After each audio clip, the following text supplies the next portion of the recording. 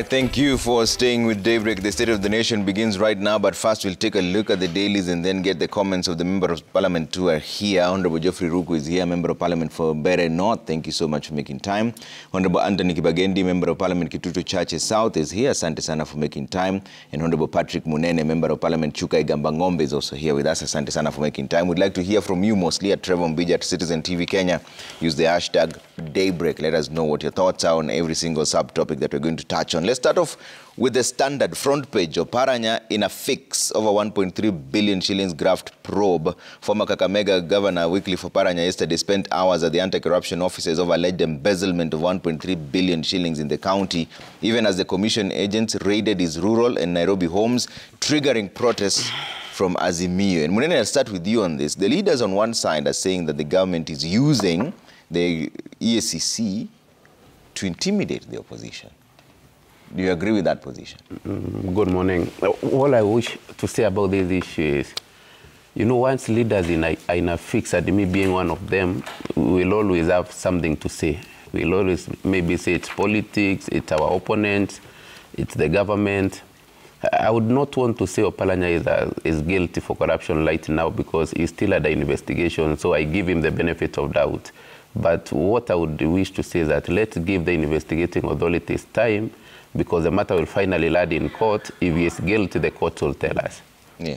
So you don't think that there's any sort of intimidation? I don't think there's intimidation. But what I would want to tell you is that there's serious graft and corruption going on in counties. And even the president said the other day that counties have become the incubation centers for corruption. Yeah. So for Oparanya, I wouldn't specifically say he is corrupt. Since investigations are still ongoing, I would wish him to cooperate. If the matter does not hold in court, then we'll say it was intimidation. But if facts appear in court, then you'll be found guilty. Yeah. Kibagendi? I think, indeed, like my colleague has said, we have a challenge in this country with corruption, both at the national level and the counties. And what has happened is that Governor Oparanya is just being investigated. How I wish it can be fast-tracked so that we get to know whether people are guilty or not. You know, courts need to move with speed when they're investigating such matters because they taint the image of such persons, sometimes even when they are actually not involved in graft. But again, you remember President William Ruto, who is an old remarkable friend of mine, once said that he will not use government investigative agencies to settle scores. And I think if indeed they are trying to use the agencies to intimidate and scare the opposition from carrying out their mandate, then it is unfortunate. But what we can say at this point, while, yes, Oparanya, the deputy, why it is a big deal, Oparanya is the deputy party leader in our Azimio formation, and he's a respectable leader from Western Kenya. And we hope to see more of this. Yeah. The unfortunate thing, again, is that, you know, when we were approaching the elections 2022, a lot of governors that were involved in graft quickly moved to Azimio to seek protection. Of course, not Governor Oparanya, because that has been his, he's been consistent in terms of where he patched politically. But there are governors who moved to Azimio to be protected with the system then. Even now, we have governors that have moved to Kenya Kwanza, former governors, to quickly get protection from the system. So that it takes a bit of time before they can be summoned, or they are able to interfere with the investigations. You can see, even most of the matters in court to do with corruption that took down a few people who are close to the current president in the last regime have been thrown out by the DPP. And of course, it caused an uproar because some of them were almost obvious. But what to do? That is the country we live in. Yeah. Yeah. Your position is radically different from members of Azimio on your coalition side, who yesterday came out to say that this is political intimidation. It is not radically the opposite. Like I've said, the president said he will not use such agencies to intimidate opponents. But what we are saying is this: let investigations be done, and we hope to see this carried out across the board, not just governors affiliated with the Azimio coalition. Okay. Because I know a number of governors who have had issues raised about their integrity and how they carry themselves while serving in office in the last regime, who have quickly shifted their allegiance to the current regime so that they can be protected against being taken to court for corruption matters. All right. Honorable Ruku, what do you make of this standoff between Oparanya and the investigative agencies? Obija, you know, I have a problem with the way the EACC conducts its business. That's why I came up with an amendment of Section 45, 2B and C of the Anti-Corruption and Economic Crime Act of 2003, because the investigations are done as if it's a political move, whereas it may not be a political move in any way. And Oparanya, if there are any corruption which occurred during his tenure as a governor of Kakamega, then he should be able to carry his baby, you know, and he should be able to carry his baby quietly. What I know is Kenya Kwanza government is not in business of any witch hunt. Kenya Kwanza government is respecting, our administration is respecting the rule of law, is respecting the right of any person to associate politically in any side. And I don't think Oparanya can be targeted by the Kenya Kwanza administration for whatever reason. In any case, he's completely harmless when it comes to politics of this nation. We can't say that Oparanya is one of those, you know, national leaders who must be contained. Contained because of what? Oparanya can only do politics in Kakamega, and he can't go anywhere else. He can't even go to Bungoma or Vihiga. So I don't think Oparanya is a threat politically to Kenya Kwanza administration, and therefore there is no witch hunt. There's no witch hunt. There must be some issues which he needs to take care of himself. Issues which EACC think they are of corrupt nature. But as I say, EACC does not, you know, to expedite the process of investigation, to expedite the process of prosecution, because on average, one case investigation can take 5 years. One case prosecution can take another 5 years. We can't fight corruption with that kind of justice administration system. Okay. Something must be properly calibrated as far as justice administration system in this country is concerned. And also EACC must conduct their work in a manner it doesn't portray. It doesn't come out politically, you know. It doesn't come out as if there's a witch hunt. It must be able to, you know, to get faith, you know, of the Kenyans, you know, trust of Kenyans, which up to now, for the last 20 years, they have not managed to get that, to win that confidence. Okay. And that's why you hear my brother here from Azimio saying that probably it is witch hunt, which is, for us, Governor Oparanya. Why would you politically go for Governor Oparanya? Why not go for a bigger fish like Raila Odinga? So if he was perceived as a threat, would this be the right way to contain him? It is not the right way.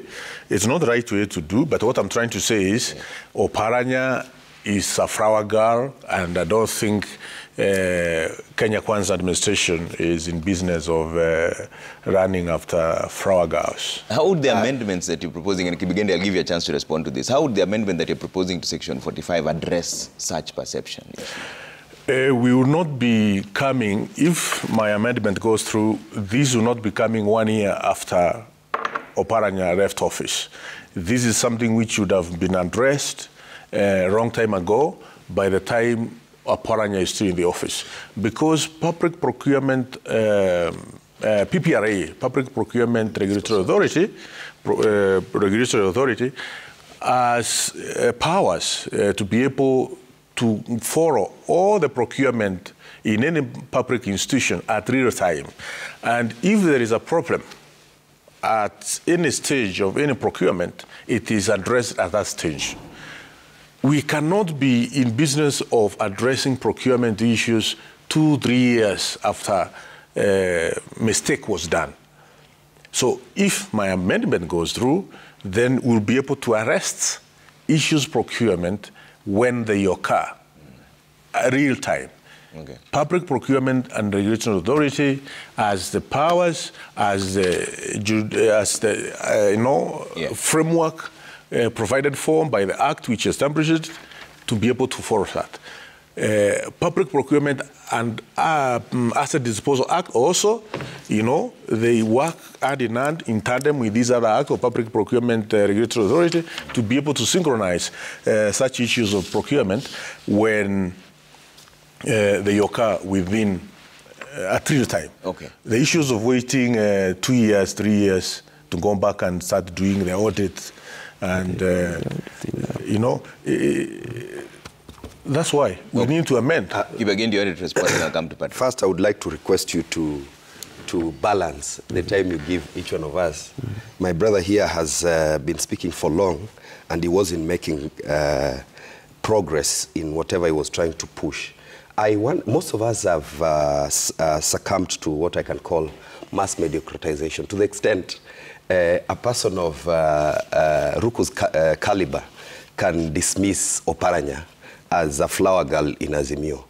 Oparanya, in his own standing, had to take on at least 2 heavyweights from Western and still managed to get more than 50% of Western for Azimio.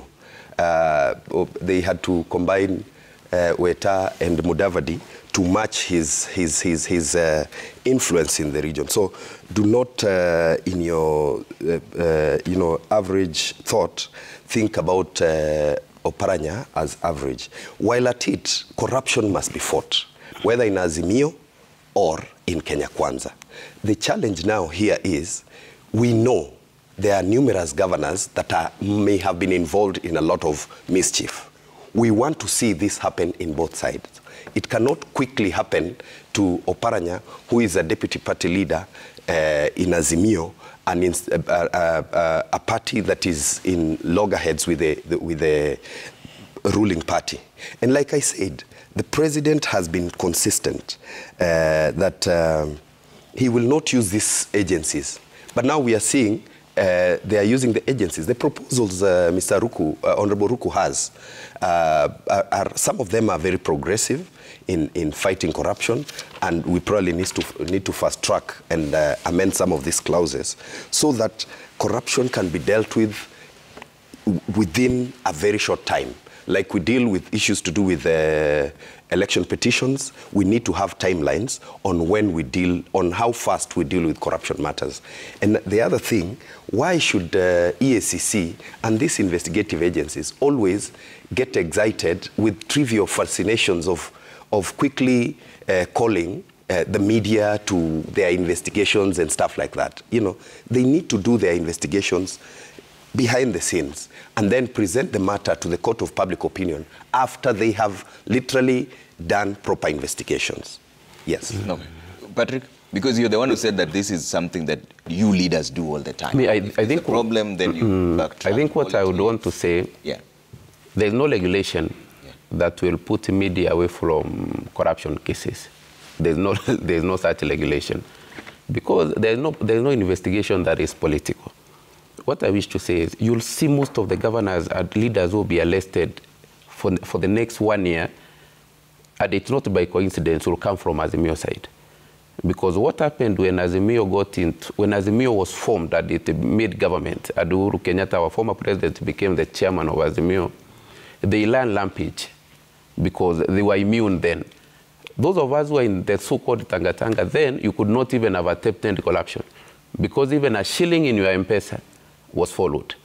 But those who were in Azimio then, they learned rampage because they were protected, they had all the protection. So you might find, for the next 1 year, coincidentally, you might find people who were previously in Azimio being arrested for corruption. It's not by sheer coincidence. It's because of what they did for the last 2 years when they took over the country. Uhuru Kenyatta let these people learn amok. They did whatever they wanted. Secondly, when we say that this matter has been politicized because the media was there, I think the EACC was very clear that this is a matter they have been investigating for a long time. In fact, these cases are from 2013. Yes, from 2013. So they have been working on this case from 2013 until finally it came now to the real culprit to record a statement.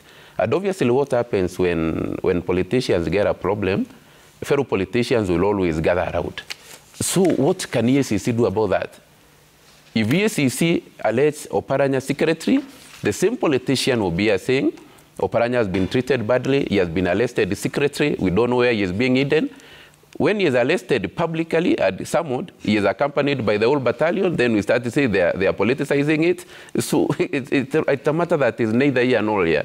Even the media, if this man and his two wives were arrested secretly yesterday, the matter was added secretly yesterday, the media would be all over the country now. It's against his rights. His people need to know what is happening to him. But when his people knows what is happening to him, we say, yes, he is politicizing the issue. Finally, on local amendment, you know, there are some caliber of corruption that you can't handle immediately. Yeah. Like what happens in this county government and in some of the ministries in the national government, where people, it's such a choreographed corruption, where even money finds itself in foreign accounts, that you can't say it will be added within a day or a month. Yeah. Some corruptions, to follow them, go even to islands where they hide this money, will take you almost a year, even if you want to add it little time. Okay. And if you add it little time, if we insist on corruption being added little time, the biggest problem we might land into is problem of saying, oh, we accused you wrongly, we didn't have time to gather information. You know, we are politicians. We will be here today, we will say we want corruption to be added a little time. Somebody will be pushed to court immediately within a rush, 1-2 months. Finally, politicians will be again to say that case was not well investigated. They didn't take their time to investigate the case. So it's a tricky cloud. Okay. But on the issue of Azimio, Kenya Kwanza, or whether this ban is relevant or not, I might not really major on it. But when 1 billion is mentioned, 1.3 billion for a county, it's a serious matter. I would wish to go Azimio or Kenya Kwanza over it. The people of that county must have suffered. Let the matter be investigated. All right. Let's take a quick break here. When you come back to this one. Yes, Ruku. Maybe before the quick break, Obija, it is important to mention that the Anti-Corruption Authority, there are two types of corruption or levels of corruption: economic crimes and procurement crimes. Economic crimes will take quite some time to do investigations. Because they distort the pricing policies, they distort even the economic parameters, whether it is fiscal policies, different economic parameters. And it's a sectoral aspect when it comes to economic crimes, which actually have not been prosecuted by Anti-Corruption Authority in the Republic of Kenya since it was established, and there are quite a number of economic crimes which have been committed at very senior levels of this of the previous government. Those will take time to do investigation and to follow the paper trail of money, the way it has been moving from one corner to the other. But the procurement crimes, it is possible to do real-time follow-up and to arrest it at that stage. Okay. My brother here, Kipagendi, has just said that on average, it's good to mention that the best active member of parliament, if you look at the parliamentary scorecard which was released for National Assembly, Roko is ranked as one of the best active members of parliament for the first 1 year. Okay. It's not me who did that parliamentary scorecard. And you can't do that. You can't be at that level if you are just an average. Okay. I am not an average. Okay. Let's take a quick break. I'm an A. Yeah, when we come back, we'll talk about the national dialogue that's ongoing right now. They're supposed to meet again on Friday. The technical teams are coming up with the issues. But we'll also touch on the Daily Nation just a little bit and find out what the members of parliament think about the performance of the cabinet almost a year into office. All right? That coming up in just a bit. But also, send your views at Trevor Mbija at Citizen TV Kenya. Use the hashtag Daybreak. See you in just a bit.